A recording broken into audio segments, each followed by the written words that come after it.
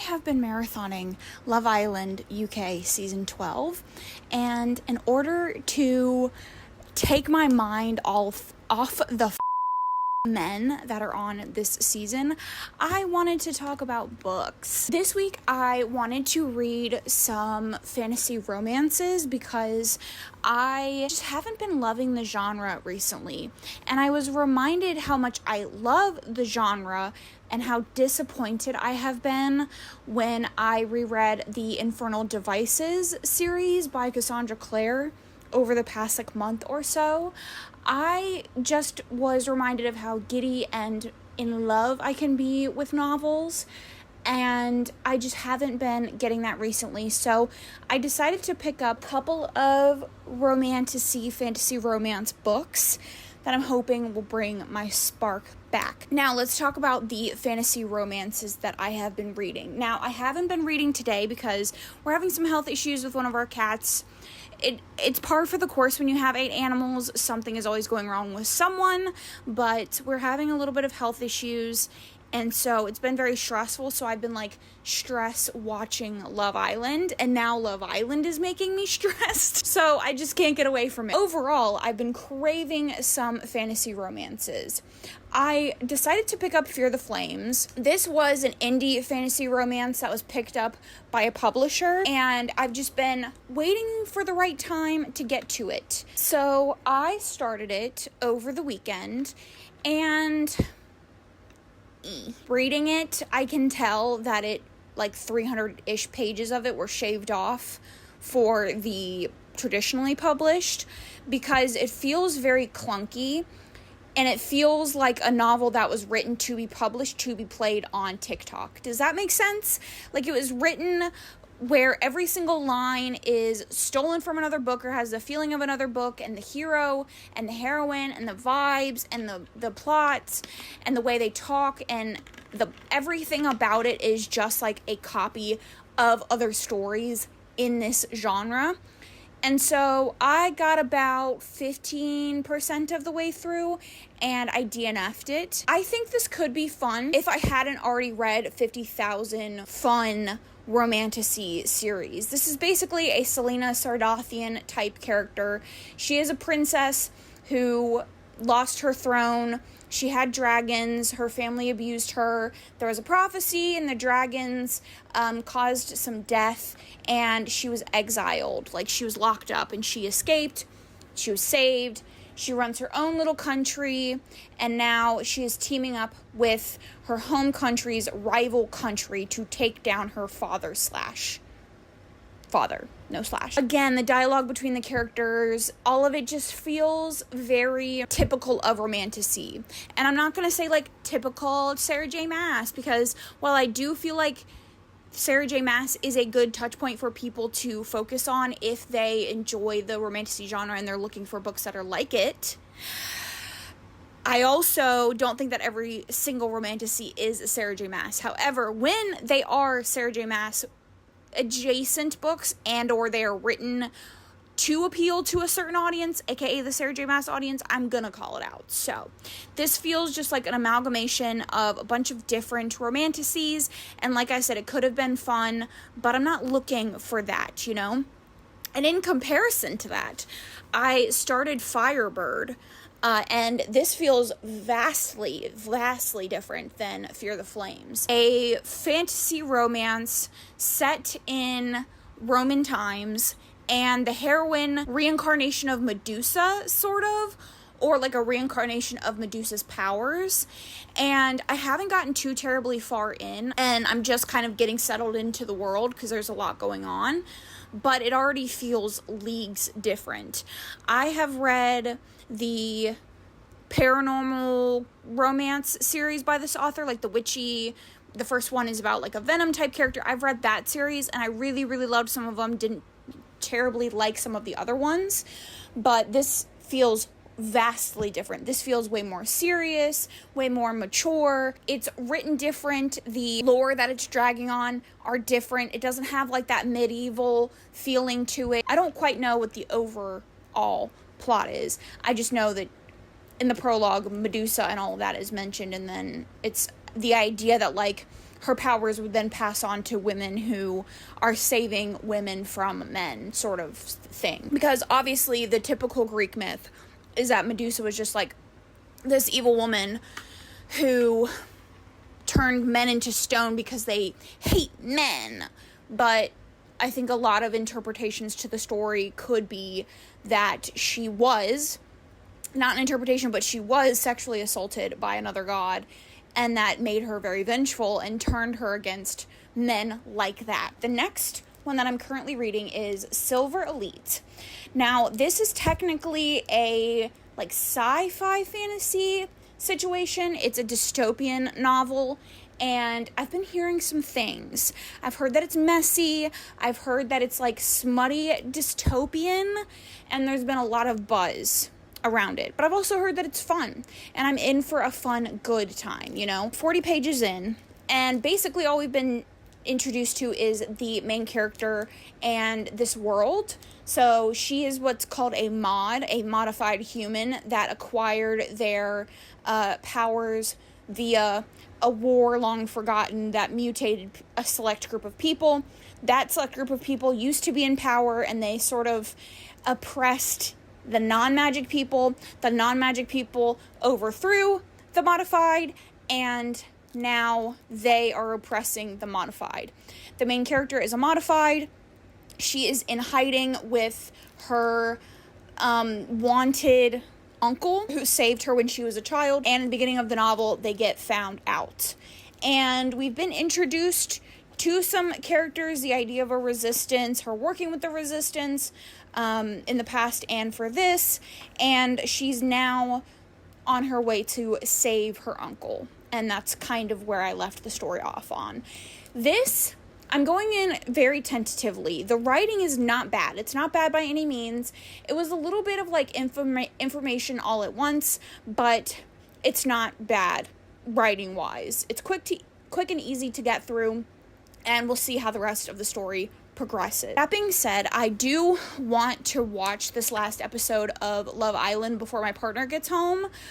So for the rest of the evening, that's probably what I'm going to do. I don't know how many episodes I have left of this season, but I'm hating it, honestly. Like, I'm here for the mess that the first 9 episodes were, and now some patterns are starting to emerge, and I'm livid. So I've made some progress through some books, and I wanted to give a little bit of an update on what they're about and all that kind of stuff. First and foremost, Firebird. When I gave you my first update, I was maybe 2% of the way through, and I got 10% of the way through. I had not read the description of this prior to picking this up. I just knew that I had enjoyed this author's books previously.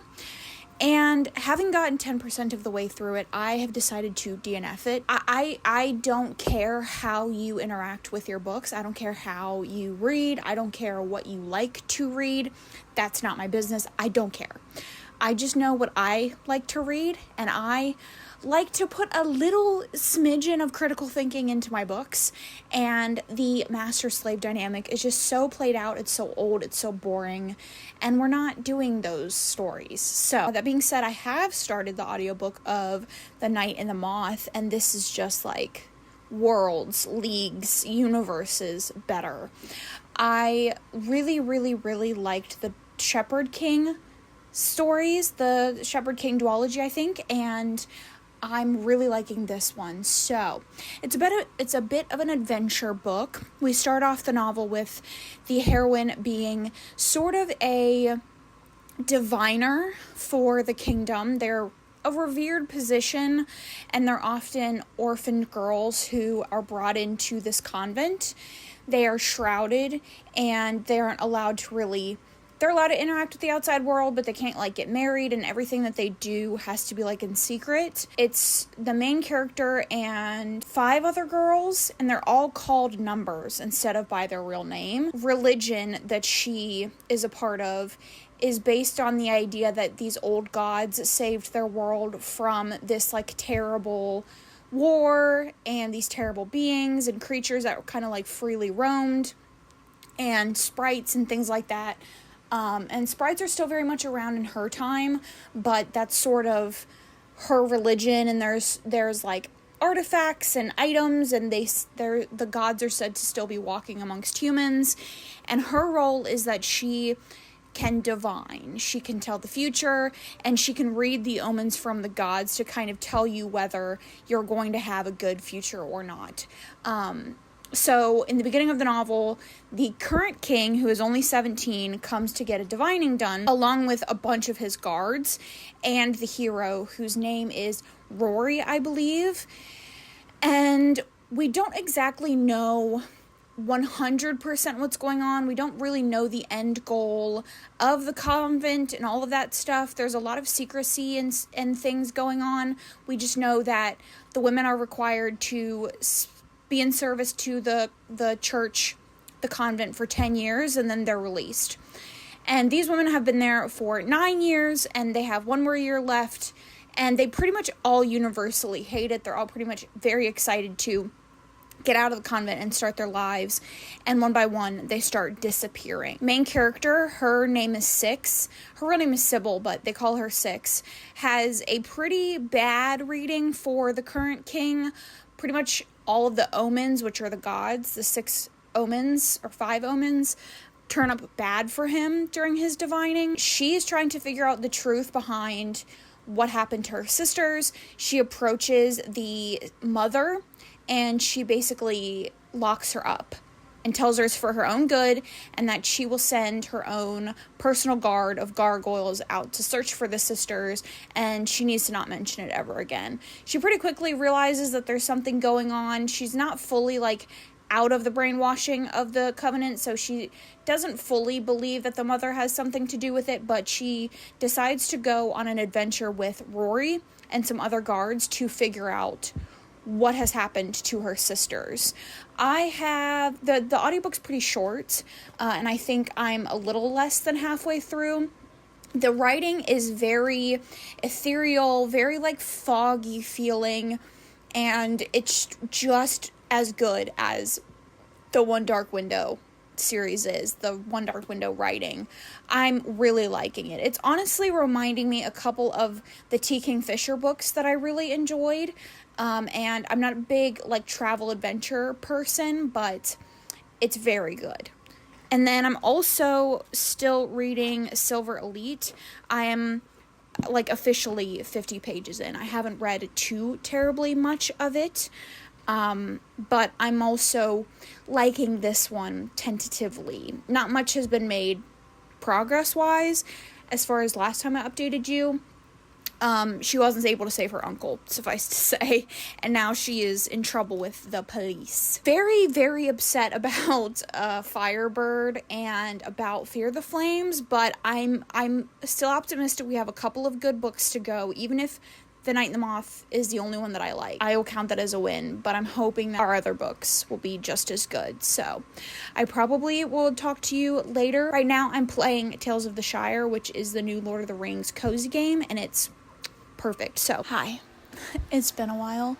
Just a lot of stress with my own health and my cat's health, and just a lot going on. I haven't really been able to do a ton of reading. I got 360 pages into Silver Elite. It's fine. I don't know if I would be enjoying it more, not in the thick of it, in going through it, I think maybe I would enjoy it more, but at the moment, it's a book that I don't mind picking up, but it feels like a whole lot of nothing is going on. I don't know what I updated you last on as far as plot, but she basically joins this military group. She has to go through this training that feels very divergent. And that's kind of the energy that I get from this book in general. And I know that the author made a comment about, I wanted to write a spicy dystopian novel because we don't get those or whatever. And I think she might have been pulling some inspiration from Divergent with this one. A lot of this book so far has been her banging one of the dudes and going through these courses and enjoying being a cop. There really hasn't been a lot of political talk. She's very much against the government, and she doesn't like the idea of being with Cross, who is the hero because he's the general's president, whatever, son. Father is responsible for her people's basically annihilation. But she cannot help but be attracted to him. And his brother is in the course, and he's like sadistic. And there's some other dudes that come in here and there. But mainly it's just Cross, who is like the top of the top for the military academy where she is. And he runs the Silver Elite, or like Silver Block or whatever. And then within the Silver Block is the Elite group, and he kind of runs them. And they're like the secret organization within the military who does like special forces. And so she had to go through classes and trials and stuff to get in. And also she's obviously having to try to hide her identity as a modified, and she's working with the uprising. And a lot of the book so far has been her intentionally trying to fail out of the program, which is just kind of boring to read about. Like, someone intentionally trying to fail kind of is ass. It's kind of boring. But over the last like 50 pages, she has a new purpose, which has been nice to read about, and she just genuinely enjoys like the effort, like the courses and the ops and the being undercover and shooting guns and stuff. Like, she genuinely enjoys it. Like, nothing about it is blowing me away. The relationship with Cross, I'm not like giggling over. They have a very antagonistic relationship where she's definitely the more dominant one. He's constantly chasing her, which is a nice switch up. It's not like, we haven't really gotten much between them in the way of relationship development.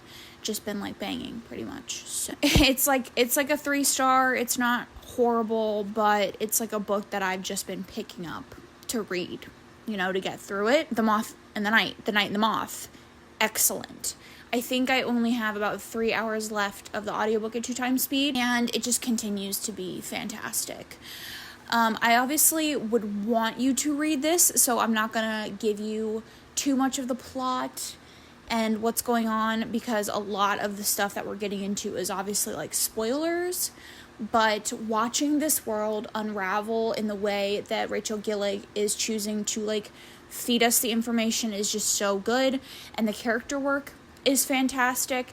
I will say Rory feels very much like, what's his name, Raven from the first series, and there's not as much relationship stuff here.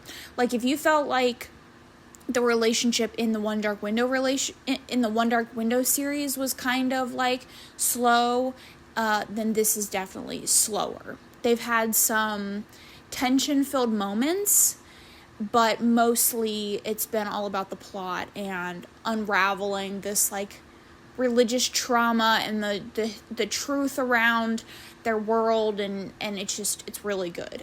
Very, very good, and I'm loving it. It's possibly could be a 5-star, but if not, it's a very strong 4-star like the Shepherd King series was.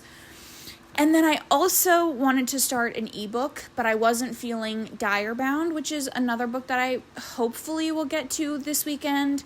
So I started the Dark Lord's. It's like the Dark Lord's Guide to Dating or Falling in Love or something like that. It's basically a villain of this world needs to get married to unlock this artifact to get more power. And so he kidnaps a lord's daughter and forces her to marry him. And I'm not far in at all, like maybe 20 pages. They just got back to his castle and got married and all that stuff. And it's funny. It's really fun and funny. It reminds me, and it is comped for Assistant to the Villain, which I adored, and I'm really liking this one. So I'm happy with all of the things that I'm reading. I'm just kind of ready to be done with this. I'm just not really doing well mentally. Like, obviously the stress of having a sick cat is not fun, but we're gonna get through it. And in times of stress, I really try to lean into books. So that's probably what I'm going to be doing for the weekend as well. Hi, buddy. that's it for this clip.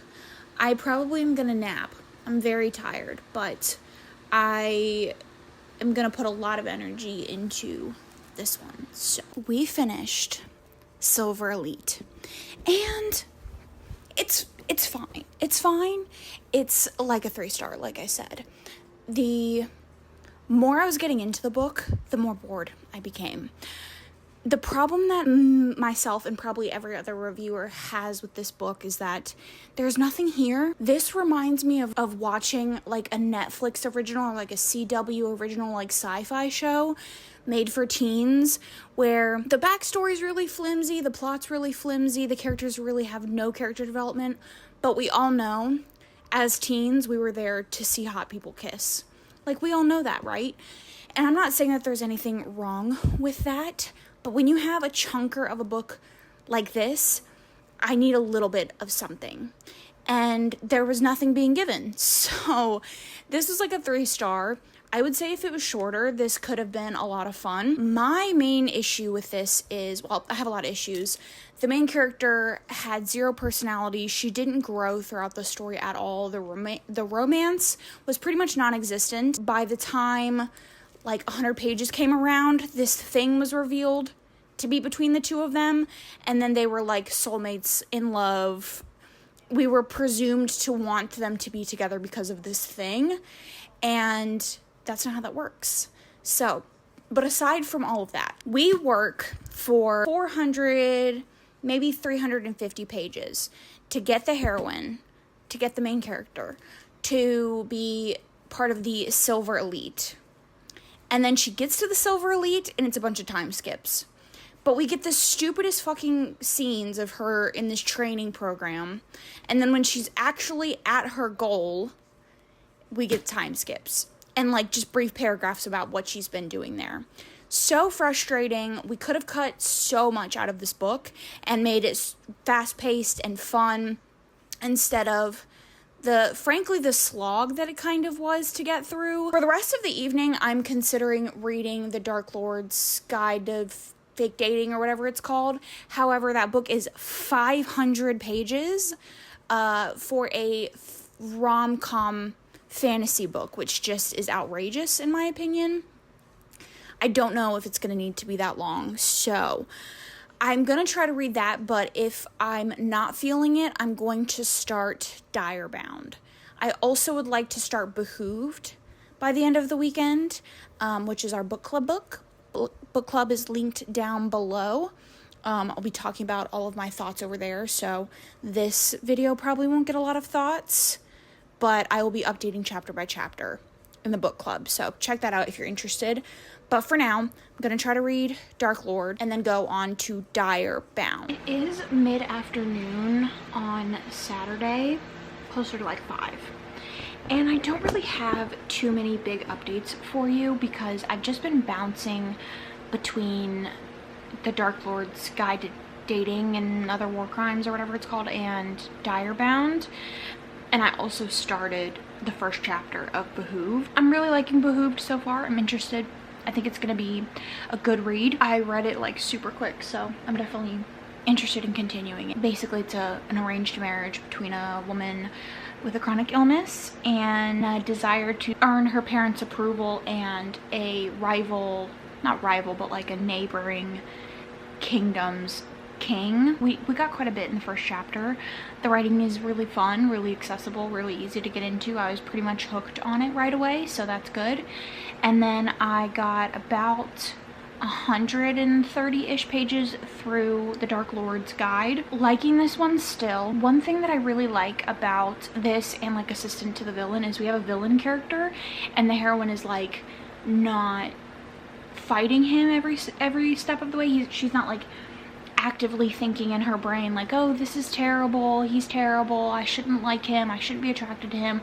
They're like on board with it, which I think is pretty cool and quite new and different. So I am liking that one, but I decided to pick up Direbound and I got not very far in. I think I got like maybe 70 pages through.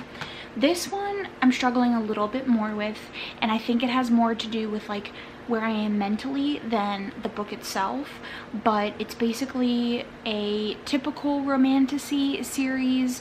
It's about a woman who is working doing laundry in her village and doing underground fighting to pay for her life with her sister and her sick mother. Her mother has some sort of illness that the medication for is very rare and expensive, and it makes her kind of not lucid most of the time, and she has hallucinations and stuff.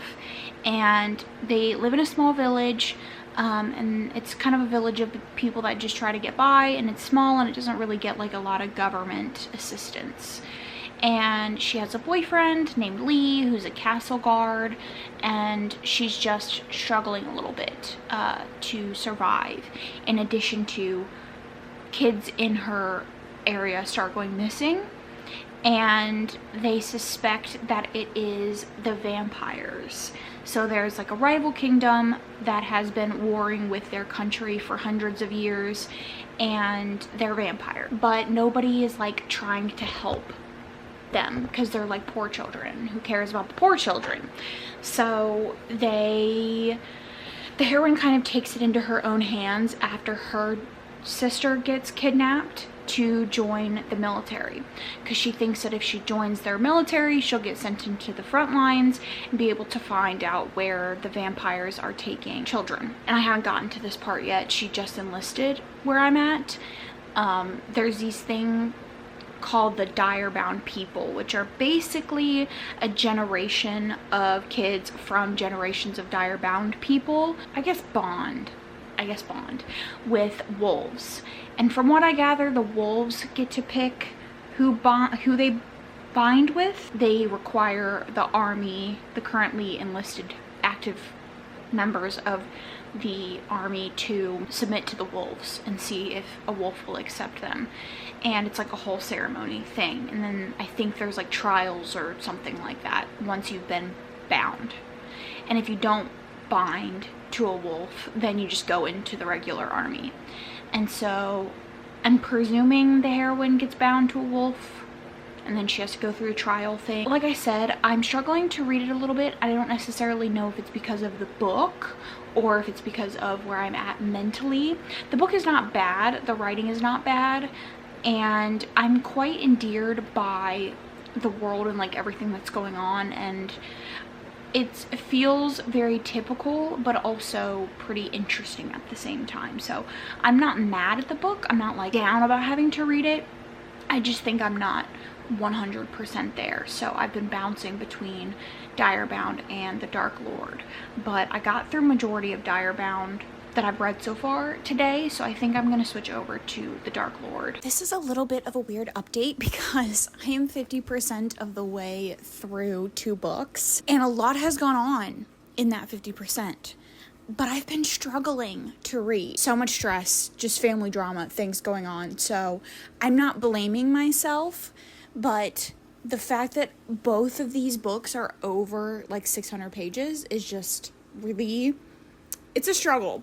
Before I get into those, I am reading Behoove. Like I said, I'll be discussing that over on Fable, but I'm listening to the audiobook of it, and it is good. As far as Direbound and The Dark Lord's Guide to Fake Dating and Other War Crimes is concerned, I am liking both of them. We'll start with Direbound.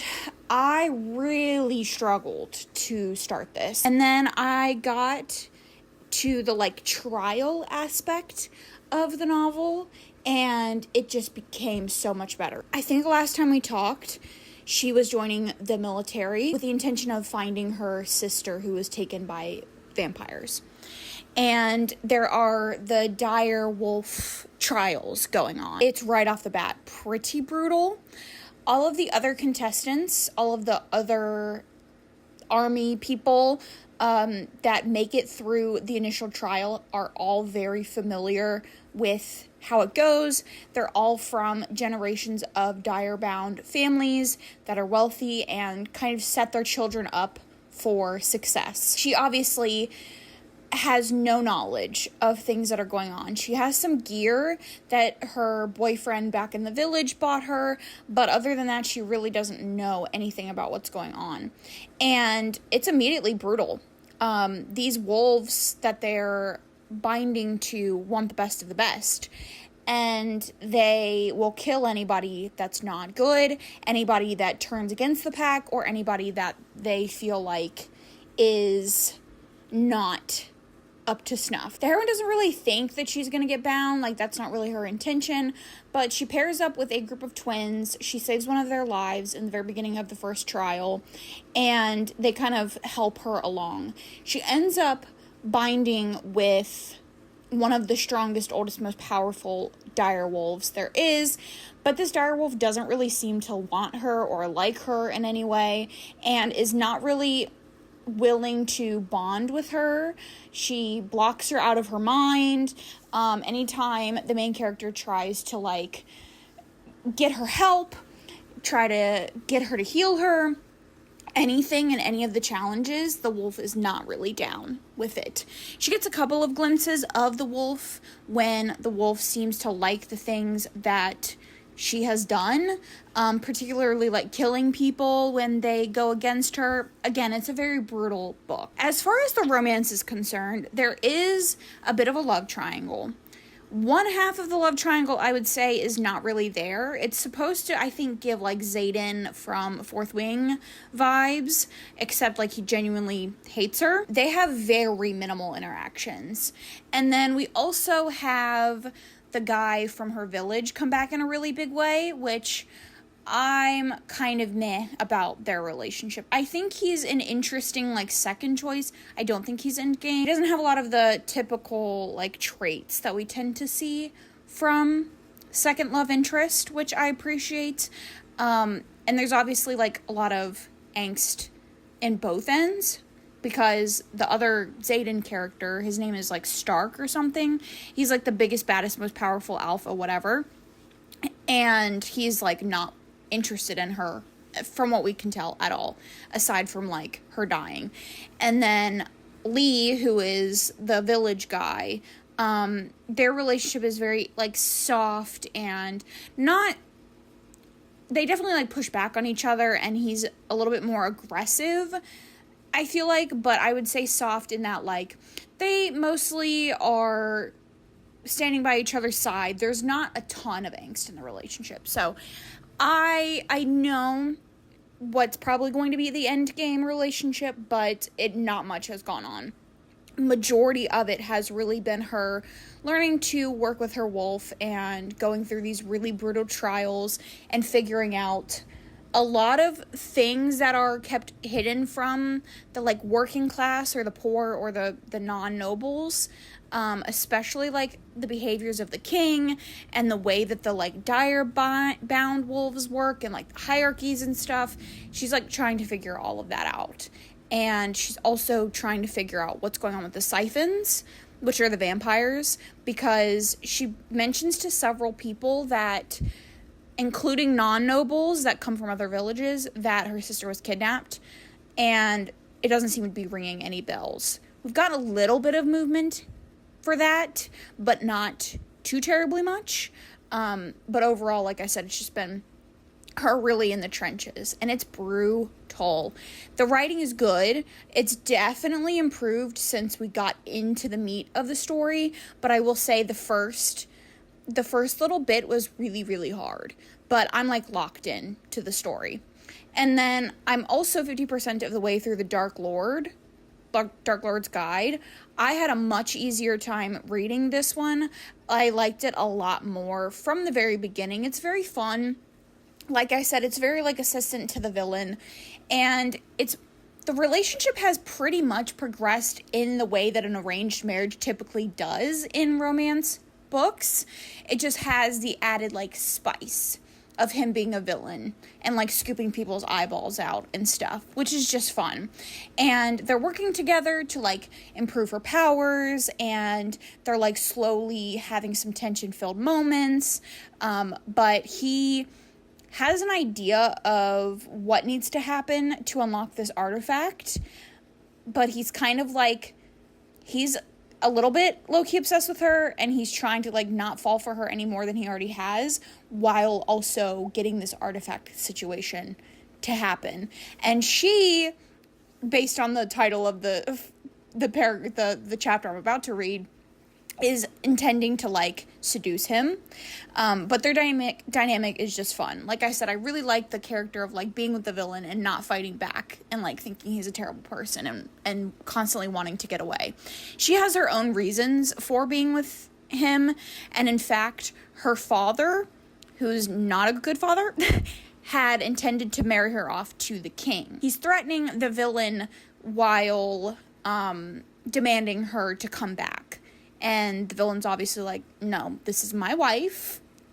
I keep her. I protect her. Her father is like, not good. He locked her up. He forced her to not use her powers. He, like, warded their house and the tower that she was in so that she could only access some of her powers.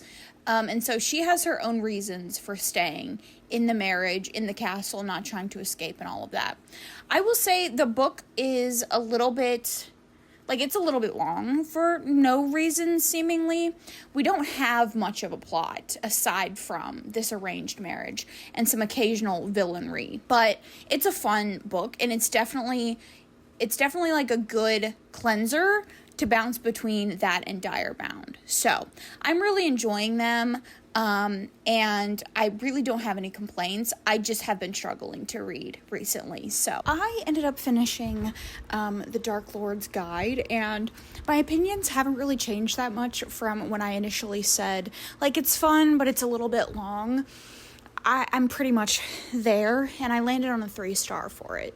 I would say if you're looking for a fun story like this, maybe just pick up Assistant to the Villain, and if you have and you're looking for something else, maybe not this one. Like, it's fun, but it's just really long. But I wanted to talk about The Night and the Moth because I ended up finishing it a couple days ago. I really, really liked it, and I love this author's writing. I'll pick up anything that they write, and I'll probably love it. But this one was not without its own issues, kind of just like The Shepherd King.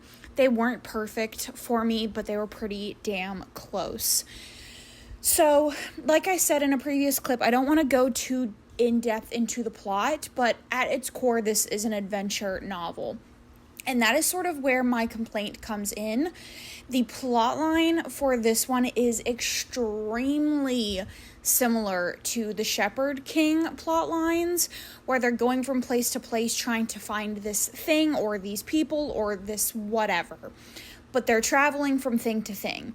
And that's not my favorite storyline, and the fact that this is now the second series with very similar plots is a little bit off-putting to me, and that's why this is not perfect for me. It wouldn't be perfect even if I didn't compare the two series together, but because it's the same author and the writing is very similar, the feelings are very similar, I kind of have to compare them. I compare them in my mind. This is a good fantasy romance. I really think the relationship is strong, the world building is strong, the lore, the writing, all of it is very strong, but the core of the story, I think, is where it falls short. Just as far as the plot, the adventure, the going from place to place. Like in the first series, The Shepherd King, we were trying to find these cards. In this one, we're trying to find the omens. So it's just very similar. The beats of the story are very similar.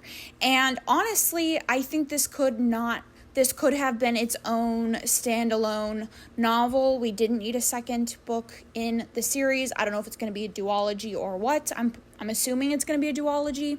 But we really didn't need another book. I'm not mad about it because, like I said, I love this author's writing. But overall, it's a solid story. But if you're looking for something different from this author that's not The Shepherd King, I would wait for her newer releases. Overall, the romance is strong. The writing is beautiful, ethereal, and great. I loved the main characters, but again, the plot is very similar. That is that. I'm going to continue to read Direbound and wrap it up. And then we will wrap up the vlog. I just finished Direbound, and honestly, I liked it. I think it was good.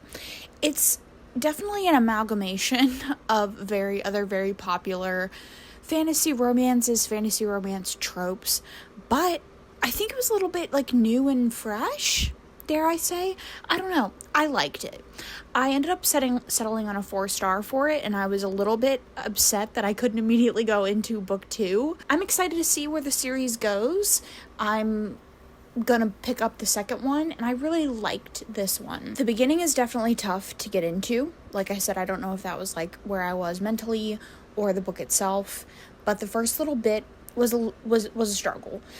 But then once we got to the trials and all of that, it became really fun. A lot of the twists at the end are not new things that I don't think you could have seen coming if you've read other fantasy romances, but I'm not mad about it. I'm not mad about the story by any means. I think it's a good, fun time. It is a little bit long, and there are things that I think we hyper-focused on when we could have focused on other things and maybe developed relationships in other ways.